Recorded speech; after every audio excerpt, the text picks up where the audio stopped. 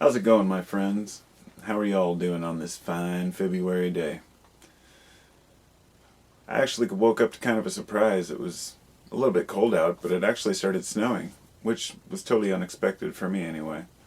And it got me thinking about unexpected things in life and what a benefit they are. You know, how much greater it is to have something surprise you than sometimes to have something that you know is going to come, especially when it comes to weather. I like the snow personally, but it can come at the worst times for a lot of people, so a lot of folks hate it.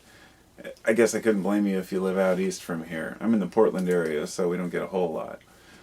But I wasn't really going to make a recording today, but I decided that after I watched a couple videos while I was doing my work, sometimes in the background I'll play some whatever's in my subscription list, and so I wanted to kind of give props to a channel called Coffee Break, which I actually found quite a long time ago, and he hadn't uploaded anything in a while, but he uploaded something earlier. I don't recall exactly what it was, but he mentioned that he had another channel that he did upload to, and he was doing a series on guru frauds, and so I watched a few of those, and I found them pretty interesting. He's a younger fella, well, compared to me anyway. I'm not sure how old, maybe in his mid to late 20s. He is what I would consider a rational skeptic with respect for the material that he's talking about.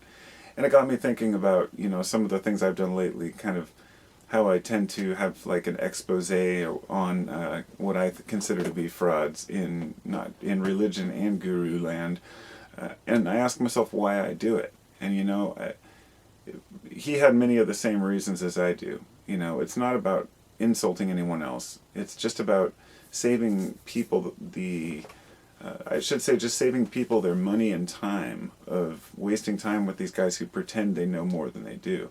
Now, in his case, he was talking mostly about financial guru frauds. And this is because I believe he has a background in economics or, something related to that stock market, so he can understand what he's talking about in the material. And these were guys who are claiming, they can make you, millionaires rich, through their programs if you buy them. And his question was, if you're millionaires, why are you spending all the time to go do these $400 speeches? And he was frustrated with the fact they didn't have any answers. And I was thinking about how that compares to kind of my my view on the guru thing. It's like, what answers do you have to offer? And it's kind of that's my realm of expertise, because that's what I've been interested in for a long time. So I am a hardcore skeptic, but I'm also a very open-minded skeptic, in the sense that if you can show me any evidence of something, I'm willing to believe it. But unfortunately, most of the evidence comes up short. Even the one I made the other day when I talked about how, prophecies have never helped us. And I had one guy on there claiming, he's like, you just need to do more research.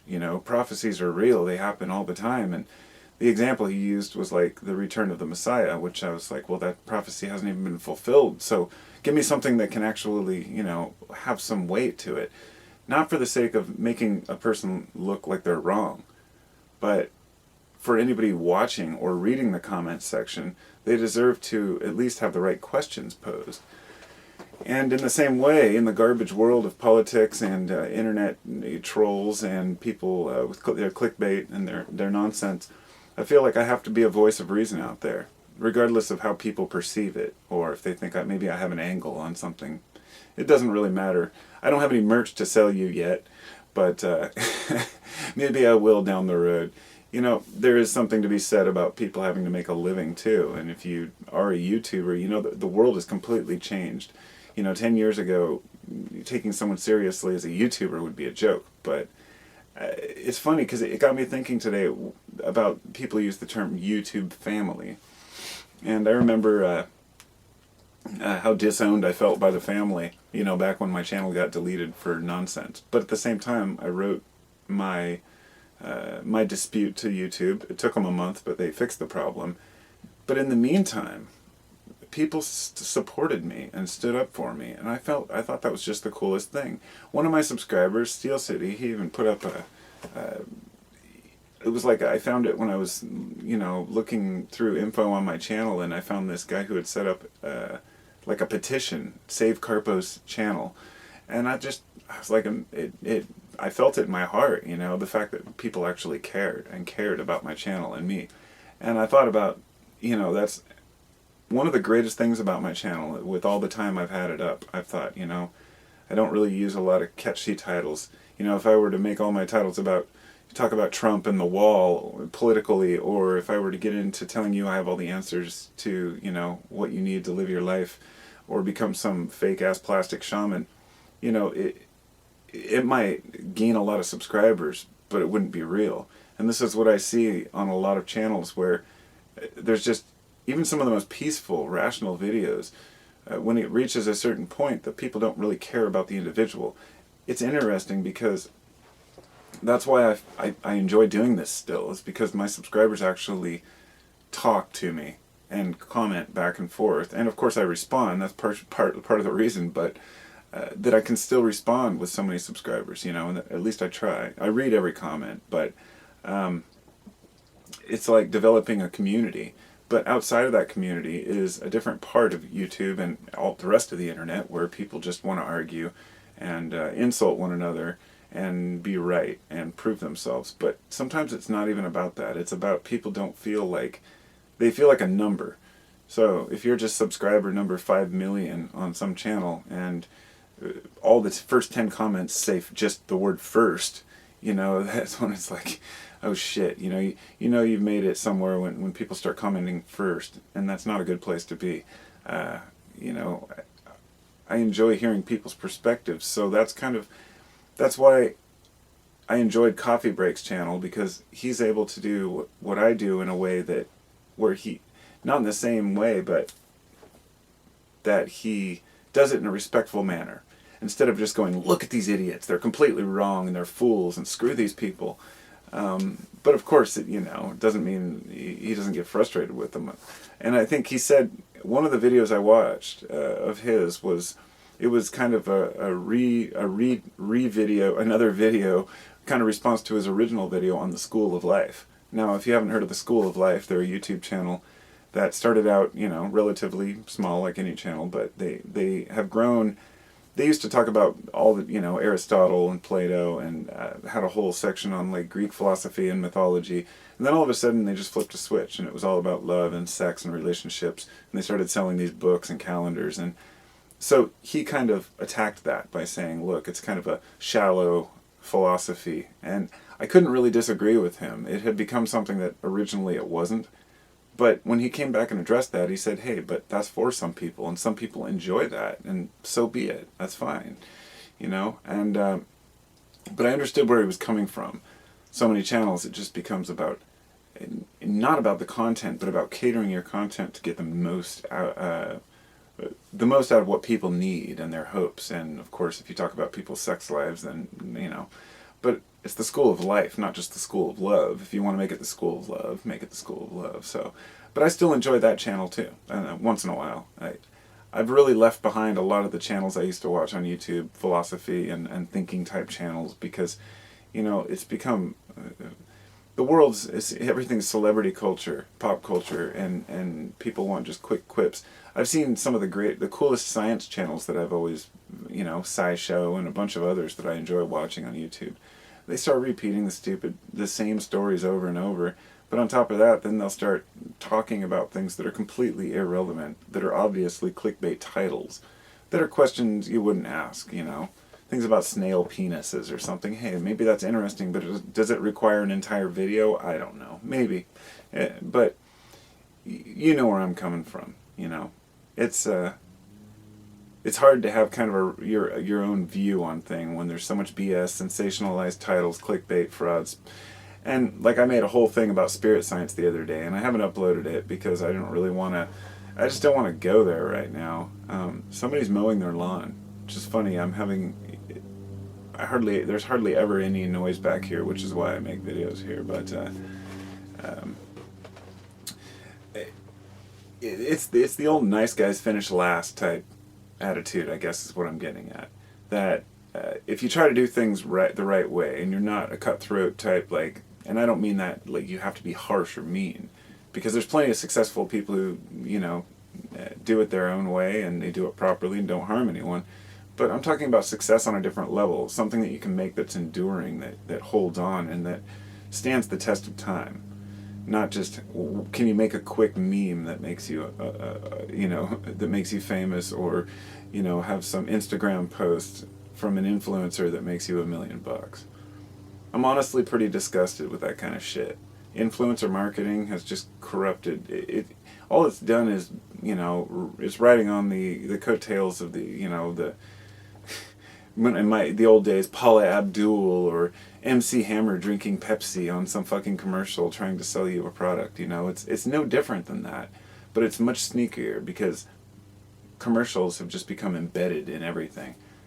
So is there a positive side to this? I hope so, and I hope we can pull out some sort of a community out of what's happening on the internet right now. It's kind of like the Wild West, and I started thinking about this, What's the purpose of developing a community if you don't have laws and rules? So, when you get a guy that's spouting hate like Alex Jones, for example, and then he gets banned, and then everybody goes apeshit because, it's a ban on free speech, you just ask yourself, well, if you had a community, and one of your neighbors was out yelling in the streets every day, would you guys, talk to the neighborhood committee and have a talk with the guy and warn him, hey, if you keep doing this, we're going to evict your ass out of the neighborhood? And some people would say, but the internet's different. And I say it is, but the thing is, YouTube is still an owned platform that somebody else created. There's not much you can do about it. You can't just go back and rewrite, the rules and say, well, now that you've gotten so big, we're going to break you up.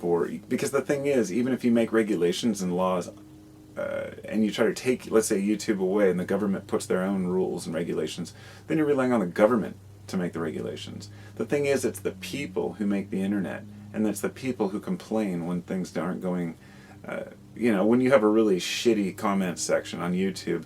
If you've been on YouTube for a period of years, especially, about a decade ago, it was a cesspool. I mean, even some of the greatest videos on there were just shit. The comments were just horrible. And so many more people would disable their comments.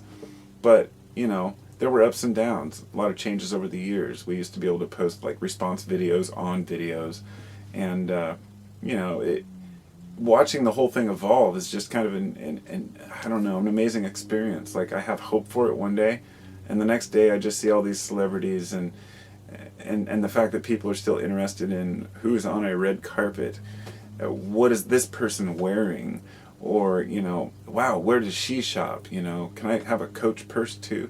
I mean, my God, if I was even into fashion at all, I would probably just buy a knockoff version, if that's what I was into, just to impress people. Because, you're not buying a $1,000 purse for the quality of the material. You're buying it because it has a design on it that you can show to other people. It's like back in the 90s when the dudes would wear price tags on their hats and clothes and shit. That was actually a thing. It's look at how much I spent on my clothes. But, so, anyway, I'm just doing my best as a human to follow my own rules, follow my own life, follow my own dream. Kind of reminds me of a Family Guy episode where I think it's Greg or Craig, when I get to school, he goes, I don't follow anybody's rules, not even my own. Just always stuck with me. So, I'm just trying to make my blocks of time work. I'm trying to kind of set aside blocks of time to do my YouTube videos, so I'm not thinking, I'm going to do this and then never do it, because sometimes I'll sit out here for 20 minutes planning to make a video, and then it's not the right time, something comes up. But we change over time, we don't realize it. I've changed a lot over time, and I'm hoping that those changes are positive, or at least, for the most part. But I just wanted to say, you can't always follow your bliss, but you can always transmute how you see the world. So things are going to happen. Shit's going to happen. Life's going to have issues. But I wanted to say that because I wanted to relate it to emotions. If you're feeling crappy part of the time, think about this. Some people have seasonal depression in the winter. Maybe a lack of vitamin D, maybe a combination of things. Shorter days. But you also have this, something I thought about, I made this chart the other day where I talked about cycles. And somebody asked me, well, maybe it's just apophenia, or just seeing patterns where they don't matter. And I totally agreed with that, but my response was along the lines of that it doesn't really matter if it's useful, and there are certain patterns that are useful. So when I've seen that there's kind of a pattern in life, a larger pattern, I see these yearly patterns and I think, okay, I'm a little bit lower in the winter, so I can use that time to maybe get this or this done. And then in the summer I can do this and this.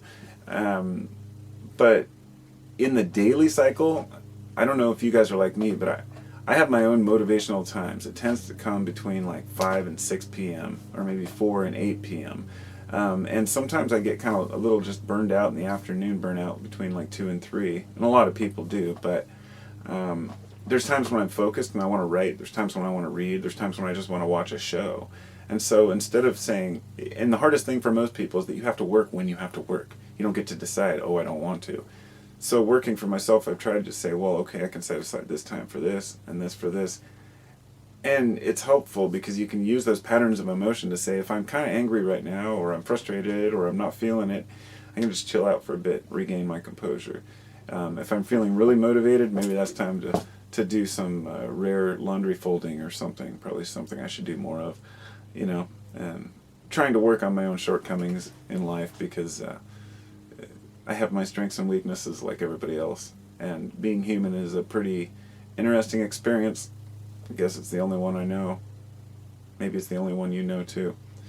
Anyhow, it's been nice talking to you all. I'm going to go because now I feel like I got to get a few things done. Got to pick up my kid from school in a little bit anyhow. Take him to a birthday party and, do dad stuff. Being a parent's the damn hardest job I've had. It's much more difficult than anything else because you have expectations of you, and hopefully if you're a parent you don't have too many expectations of your kids, because kids will be kids. I'll talk to you all soon, and be well, be safe,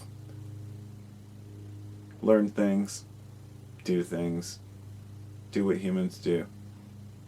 Take care.